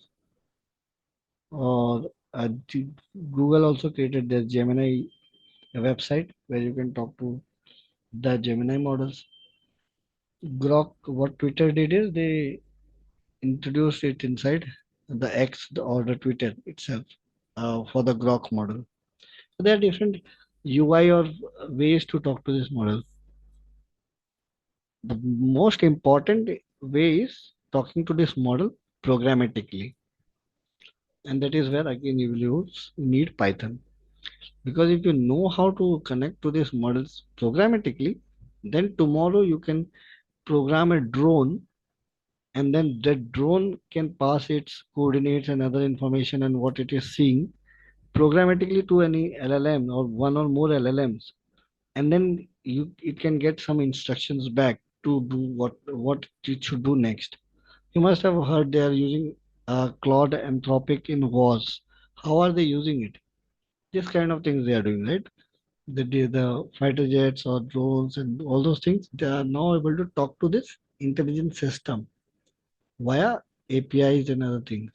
And in real time, with fast internet, they are able to respond back. So now, if when the quantum computing comes, it will be even faster. Now we are talking about seconds, it will be nanoseconds. That is the capability we are talking about. But then again, coming back to the prompt part, it should be precise and accurate what it needs to do. Whether whatever format, whatever chat window you provide to whatever LLM, it should be crystal clear. So what the prompt does, it tells the model what task to perform, what is the context to consider, and how to format the answer. Example, the concept of, let's say you say prompt and explain the concept of photosynthesis in simple terms to a 10-year-old. Then LLM understands what is the topic, photosynthesis, what is the style, simple explanation. Who is the audience? 10 years old. So this LLM tried to derive it itself. Just imagine how much token, or if it was a reasoning model, it will reason first. How much tokens it is wasting to do this. You could have already done this and given yourself. You can have broken this prompt into different parts. Who is the role or persona? What is the context or background? What is the instruction and what is the output? And if there are any examples, you can already give that. Then you already save a lot of token and time of processing from the LLM. So performance is fast, hallucination is not happening, and cost for token is also reduced. So these are the four important parts, but also there's also examples, another part of prompt. So what is the rule? In your prompt, you should always have a role or persona. Define the perspective or expertise the AI should adopt. Like act as a senior marketer, act as a senior software engineer, act as a financial advisor. Those kind of things you should write. Then context or background. Provide necessary details set to the scene. Like we, what is your why the question you are asking? So what is the background behind it? What is the purpose? What will you do with the output? So give that context. Then instruction specifies the exact action, like what it should do. You give the context, you ask it to resume a role. Now what it should do? You tell it output. Do you need the output in bullet formats or you want it in the markdown format or HTML? Tell it. And then if possible, give an example. If you do this, then it saves a lot of time and energy and cost. Next is what are the different types of prompts. So basically in the chat-based systems, there's three types: system prompt, user prompt, assistant prompt. System prompt defines the overall behavior and the rules the AI should adopt to. So it is this is not given by users, this is given by the developer. Let's say I will also show one small example. Developers gives this prompt, system prompt, and it is hidden under the code. It's not exposed to end user. And like here, you are an expert legal assistant. Provide accurate answers based on Indian law. Explain, always explain this. Avoid answering questions when there is sensitive keywords like war or XYZ. So these are system prompts. And of course, what is the purpose? It defines the rule the AI should do on high level for every kind of request. Control personality and tone, get set safety rules, guide overall response behavior. Yeah. And user prompt is those prompts that we give. We give to ChatGPT, right? And always when you give a system prompt or user prompt, follow this format at least. Then you will get the proper response, and also it is going to be efficient cost and response time wise.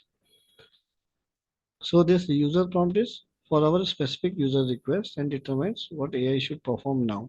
Then there is another assistant prompt. This is specifically around when you are building chatbots for chat AI assistant. Then how it should respond to the conversation. It will try to maintain the response history, and based on that, it will try to also respond to the future chats. It is not that much important. Main things are system and user prompt. So you see, system prompt, user prompt. Developer writes it here, end user. Purpose define AI behavior, high priority, hidden global kind of rules. This is global rules. And this is per question task based, what you want. It's of low priority and it's visible to everyone. And for specific questions or requests, you use this. Example here it's saying, right? You're a legal expert, that's a system prompt, but it will ask you, explain me contract law or let's say property law. That's a specific one. So they in the interview when you go, right, they will ask these questions. They ask you what are different prompts, types of prompts or components of prompts. All this they will ask you. So here is, let's say, an example. Example, you are a senior marketer. Role is senior marketer. Context is the company is launching new eco-friendly water made from recycled this. Task is write a short product description promoting eco-friendly water bottle. Format is give me in this one. So this is the second one. So these are the two examples. You can create more example. You can even ask the LLM like ChatGPT, Gemini, or to create prompts for you, which are efficient for your requirement. You can even chat with it and fine tune the prompt. And finally, the prompt it gives in this particular context, in this particular format, use that to generate the real content. So that is how you can also use LLMs. Now that we covered prompt, let me quickly show one example how to connect to Gemini from local from your code. So this is a health coach, let's say. So what it does is, I'm using Python. We learned, right? We can import many libraries from Python. So we install these libraries in the requirement txt. This is present here, and then there's import OS, another already provided by Python. So basically, what happens is to connect to any LLM programmatically, we need an API key. So for connecting to Google Gemini, just go to this website aistudio.google.com, create an account there with your any Google account. Click on this get API key on this side, and here you can now click on create API key, and you can click here for documentation. And then if you click on create API key, it will ask you to give a name and choose a project. By default, it gives you a project, and when you click create, it creates a key like this, and it's totally free. You can use it for free. There is no charge. So then you go to this documentation, and now we will see quick start, how to start. So it says you need to install this library. So now you can also talk to Gemini via many things. Not only Gemini, with and we will see in future like, the next class. We can talk to any AI model or LLM using Python, JavaScript, Java, C Sharp. In Java also I can call this from my Spring Boot or any other Java code.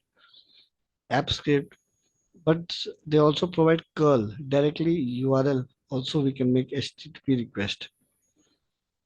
But then here they say like here, see REST API. So using REST API also, I can call this. But if you see here, example, it needs an API key that you can get it from here. And it needs you to set the API key as an environment variable. Environment variable is like here in the computer, if you type environment variable, it expects you to store it as a new environment variable. Gemini key, Gemini underscore API underscore key, and then the value which you will copy from your AI Studio portal. Either you can do this, or but there's a good way to do that in Python. Install this library called .python.env. Then just maintain a .env file in the root. There you can create as many as API models. So this is the Gemini API key. I have copied pasted my key. You can create your own, and then Gemini model. Which model to use? I'm using this one. And now I need these two in my program. How to access it? Just import from .env library, load .env, call this, and then you say os.getEnv, pass that key. Same way, pass that other key. Now you will get those values. And now what I am doing here is I'm just telling this that I'm creating a Python function. In that Python function, I'm passing a query. This is my user prompt, which user will type. Then I'm creating the client of Gemini. How did I do that? Very simple. follow the documentation. Then using this client object, because this we just learned about classes, right? So this is how the class we call, this is the object created, and we call this particular function. And what do we pass? We pass few things. Model name, which model to use. I'm using this model. This is free of cost, so I'm using this. How will you know which model is free?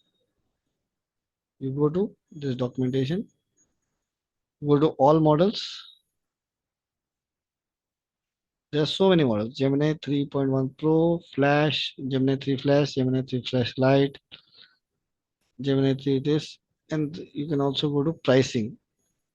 And there are many models which will not only do the language models like English understanding, but text generation, image generation, video generation. All of them you can call from your program. So there's Gemini 2.5 Flash. So there, all these models you can call. Click on pricing. You see it's free. It says it is free. So you can go ahead and use one of the free models. So this Pro is paid. You see it says paid. It is not available for free. And how much? $2. And it says up to 1 million tokens, means 1 million tokens, 1 million words that you will talk to, input word or output word. If it is less than 200K tokens, then you will be charged $2. If it is more than that, then you will be charged $4. So this is why I said it's just not knowing something, going and writing code. It's also about cost that matters. If I go here, this model is also free. It says Gemini Flash is, this is free of charge. It says. So what I did, I copied this name of this model, used it here. Now my model is complete. System prompt. I said you are an expert in health and wellness, and your name is Healthymo. And then query. Now I set the context what this AI should behave. And when I now run this, I call this get health advice. I pass a user prompt. I work in software development. I want to lose weight and be healthier. What should I do? It will go and it will take this prompt, user prompt, plus system prompt. User prompt will be here, system prompt. It will make API calls internally using this key and talk to the LLM model hosted in Google data center. And then it will return me an answer and it will give me the advice. So let me run this.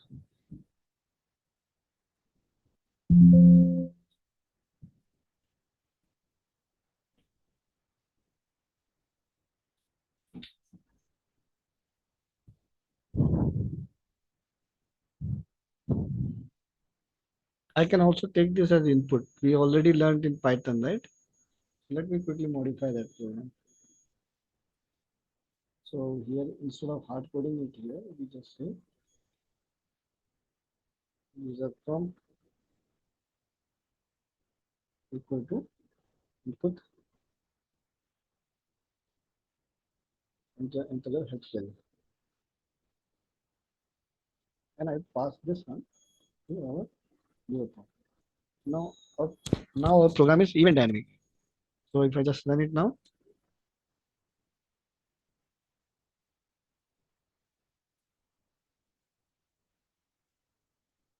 so it's saying enter your health query. I will say I am a software professional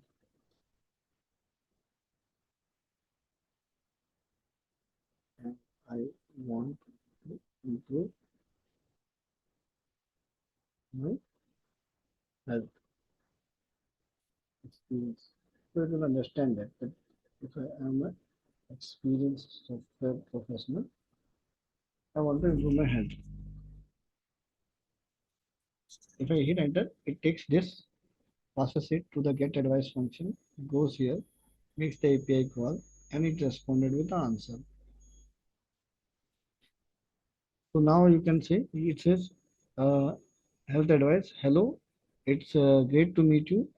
It's, it automatically as healthy mode. I've worked with many software professionals who spend long hours at desk dealing with high cognitive load and sedentary routines. The developer lifestyle often comes with these problems, neck and this.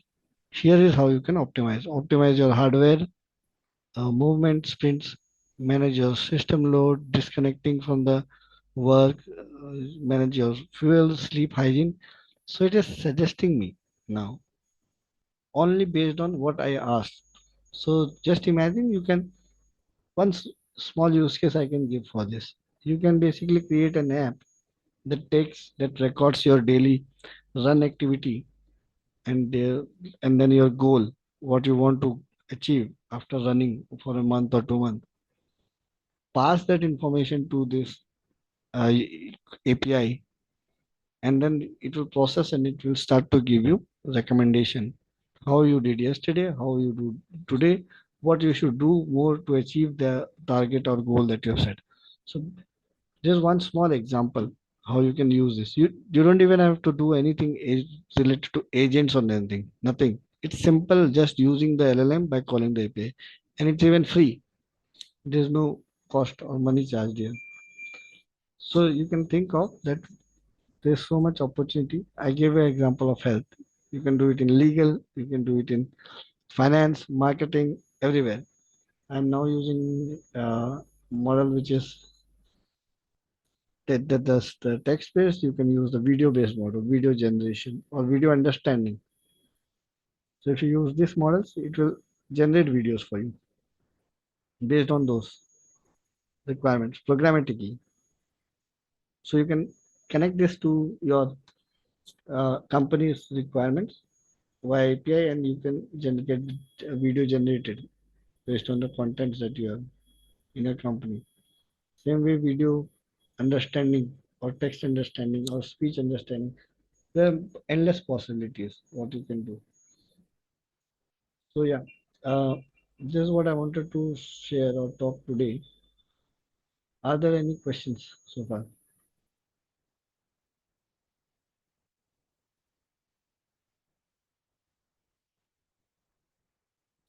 Anyone?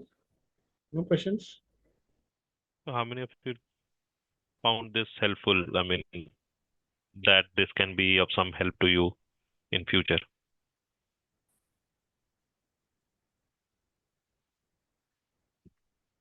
Yes, Kinshuk. Yeah, it was interesting today's session, and I believe yes. I think I put a query like in the chat, WhatsApp chat. I wanted to build the program debugger. Have you seen that? Yeah, we will discuss about that. Let's wrap this class and then we will discuss about that. Okay. Yeah? So I think yeah, we can I can use this knowledge to build that, and also if you can help me with that, then that will be really good. So yeah, it was good today's session. Okay. And this is just the tip of the iceberg where we are just scratching the surface, where we are just playing around. We will go Right. dig deep in, and then we can think of what other use cases, complex use cases that we can build out of it. So we got only one feedback only from you, Priyansh, and then I would appreciate if others also would drop their ideas of what, or maybe if you guys need some more time to soak in what is being taught through, or what is it that we are um, trying to pass it on to you. Maybe you can take your time and then pass on your comments or your ideas of what you think is helpful. Maybe you can build something for yourself which will make your life easier, and then later you can build something which will be used by others once you have confidence that something is working for you. So any uh, practical use cases we are open to help you with, and then we can help you with hosting them as well. Yeah, correct. So what Sugat said is, if we have to learn, let's say, another 10 things, what we have learned so far is not even one, Yeah. 0.1. We are there. We are at the level of 0.1 and you are already thinking now to build something with these ideas. We have to learn the next 9.99 things. So that is the amount of things that we have to learn. Then it's huge. And then after that, you will come to know the real power and why tech companies are getting afraid of this AI, because it is a big deal. And you see, Anthropic companies like Anthropic, they are coming up with already replacing a lot of work from all other domains, right? Because they know all these things. So if you know things, you can also build things that can help and be a product or a service, or in your at least in your organization, be helpful. So, uh, Kinshuk, you had a question? Yeah, I have one question. Suppose we are categorizing, one is the user prompt and one is the system prompt. So, on what basis we consider it?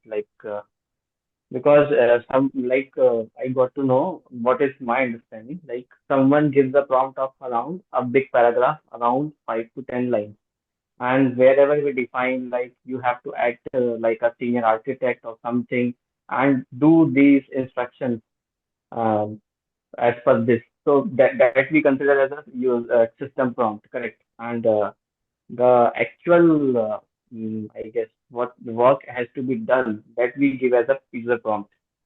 Yes, correct. So basically, if you want it to behave like in a hospital, and then not like a school, and then from there on, every time you ask, it will only get the context. It will only focus on the questions around that hospital or the medical industry, and not the education industry. So maybe, like example, you can use this. These are LLM models, right? It is trained with huge data in all kind of sectors. But what you want is to use for your specific sector, maybe insurance. So why do you ask? If you want, you can skip the system prompt. But then every time it is checking so many billions of parameters for answering your question. But you know that you are only in insurance sector. So if you tell it already what role or what in system, what kind of system it should behave, that's why it's called system prompt. Then it is only go and look for those, not those many billion parameters, instead few million parameters, which is around the data trained for insurance sector. So that is how you tell. And from next time onwards, you continue to ask only insurance related questions to it. But if, it doesn't mean that if you ask it to, if you give it a system prompt to behave an insurance system, but you ask some banking question, it will not. It's not like it will not answer. It will answer, but it will not be that much accurate because you already told it to focus on insurance. So in our goal is also, we will also build our own large language model. In this course, we will build our own large language model. Like we have Gemini, Meta, Llama, and OpenAI GPT models, right? You will build your own model. You will train that. One is fine tuning, one is RAG, one is training and building your own model and getting it deployed and using it so you don't pay money. And you can build your own model based on your data set, and that it will work for your purpose. So zero money, just you host it and use it, and it will be also very small, so it can run anywhere. So we'll learn that also, how to build your own LLM model using transformer architecture in upcoming classes. So for now, just try to uh, learn what we have completed so far. Otherwise, you will miss that. When you will come to those complex topics, right, you will miss these things if you are not doing practice or hands-on. Does that help, Kinshuk? Yeah, just one more question. This response one is using client.models dot generate content. So this particular function takes these four parameters only, or Yeah, so that's where every LLM, like Gemini is yeah. here, OpenAI will be there, Llama will be there. They give documentation for this, huh? So you have to refer those documentation what each thing does. Let's say if I go to get started, quick start. Then you can read about each flag. They also change their documentation. So this is an SDK client developed by them. But let's say your company says no, no, you're not allowed to use SDK. Then you have to use their REST API. So you can call their REST API, and this is the REST API URL, base URL. This is the header where you will pass your key, and this is the post body where you will pass the parts, contents, which is your this, and then of course there will be also system API. So you can go and check their documentation about each and every what this property does, what that property does. You will find that in their detailed documentation. Okay. Got it? And So this rest one is just like hitting something from that Postman or Bruno, like yes, that. yes, yes, correct. There you can hit it for Postman with HTTP, but if you have any technology, you can use it this. Same way, if I say open AI,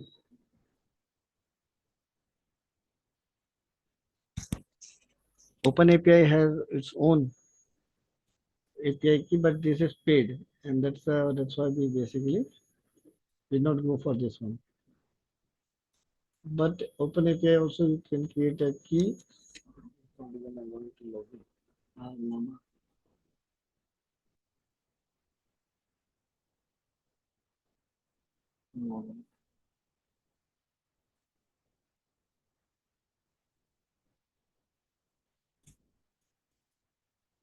So you can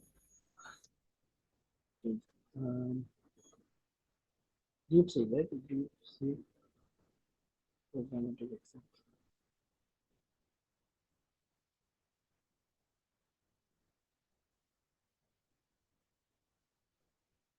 The API documentation pages keep changing, so you have to refer to the proper page.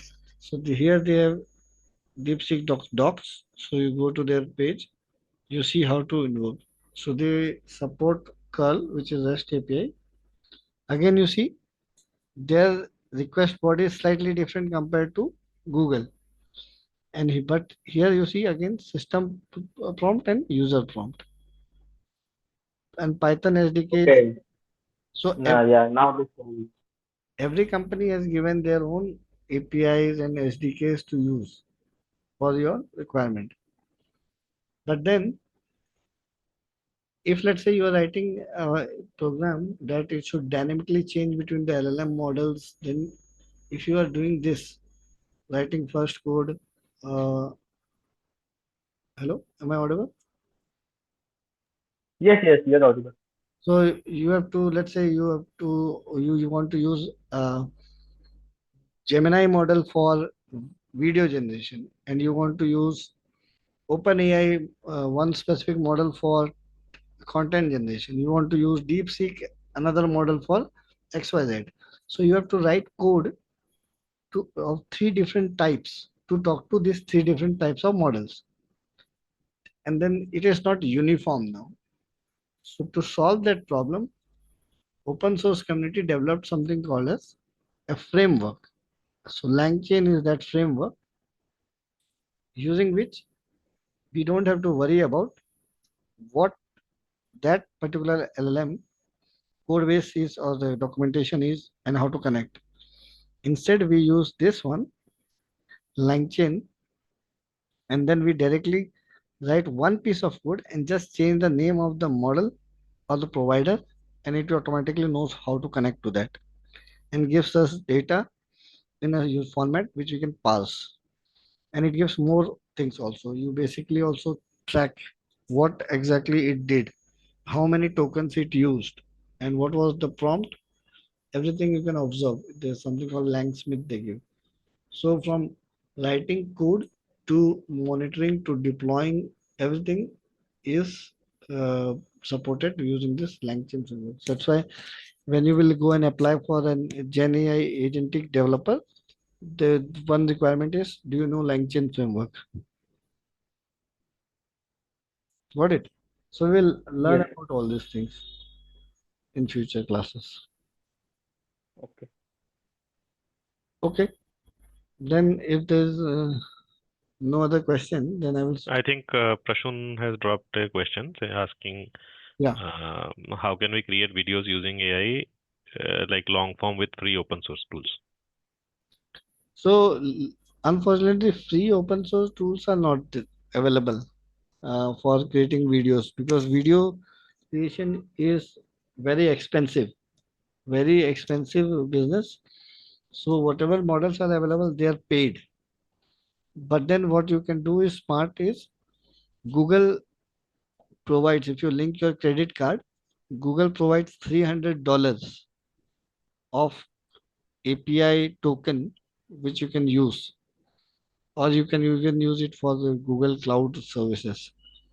So that is what you can do. You can connect your credit card or debit card in Gemini, and then you can use the paid version.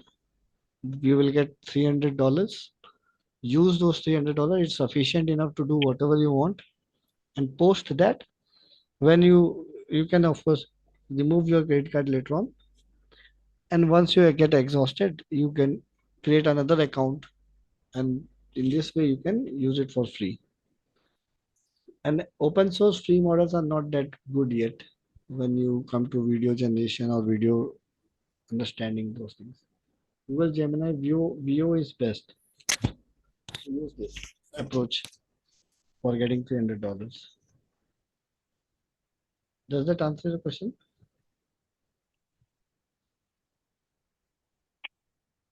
Okay. Then we'll discuss about Priyan's use case, what he was talking about. So you were mentioning, Priyan's, that you want to build some kind of code debugging thing, right? The use case. Can you elaborate a little bit on that? Like let's say as a human, whatever I'm doing a code, or let's say, see, this idea I got when I was coding in lead code. So this idea I got from there, like, what if I can build something which can basically check my code and can debug and tell me that where and all I can increase the efficacy of my code, and accordingly, if I want, I can do it by myself, or else if I want the agentic AI to do it, that agentic AI can also increase the efficacy of the code by making the changes. And yeah, that's what the whole idea was. Okay. uh, You know what? This already exists, huh? In every editor nowadays, this already exists. If you use Copilot, it exists. If you go by default, it exists nowadays. You just yeah, I know. you provide. But I just thought like to build something of my own. You can build it. You can build it. You can create a, like in the last class we learned, right? You can do this by two ways. You can use the instructions file, Copilot instructions file that you learned, or you can build an agent, the GitHub Copilot agent, give the uh, instruction properly and tell it when it should check. So as soon as you say control save S, ask it to review, start reviewing, and I providing you suggestion. It will do that for you. okay, okay. One thing that we still have to do is, till now we just built agents without using any programming code. Now, Yes, learn Python, we will start build tools and then make our agents even smarter. And correct. that is what we will do from next class. And just not co-pilot agents, but real agents with many other use cases. Like there are different agentic frameworks. We will use that to build agents. So make sure you join the future classes to get all this knowledge, and before this whole thing gets saturated, you can take advantage of this whole wave. So that's the suggestion I have. Okay. All right. Yeah. Another last thing that I would like to add here is, I think we should also think of something where the mass is benefited.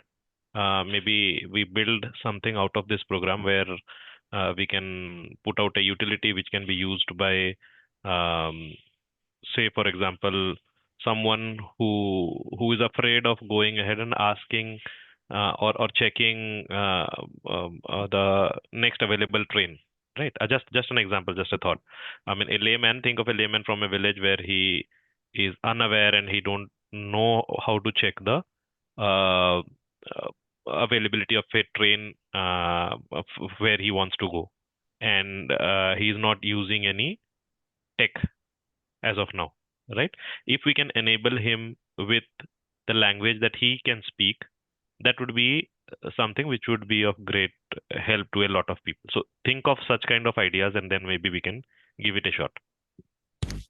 Yes, yes, I think that's a good suggestion.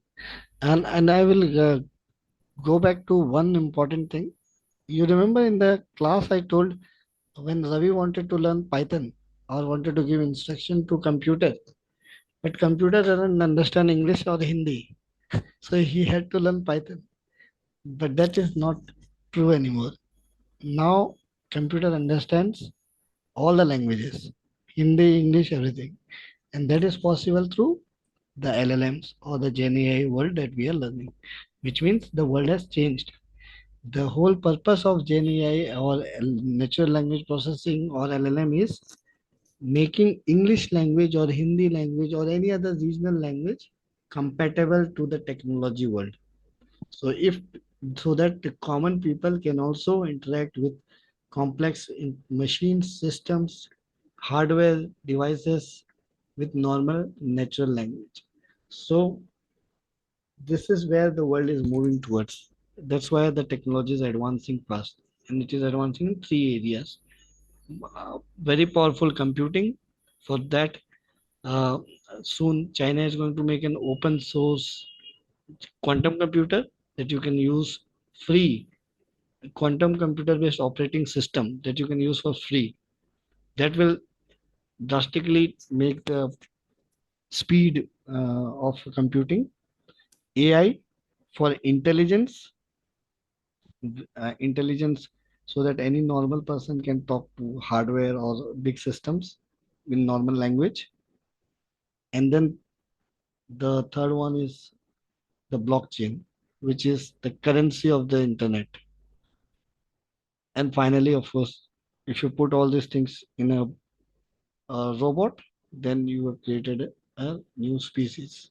So this is where we are moving. These three technologies are very important. What is coming up? So we have to be at least ahead of the curve in one of them. If not blockchain, if not quantum computer, at least in AI. For the next 20 years, at least this is the trend that will go.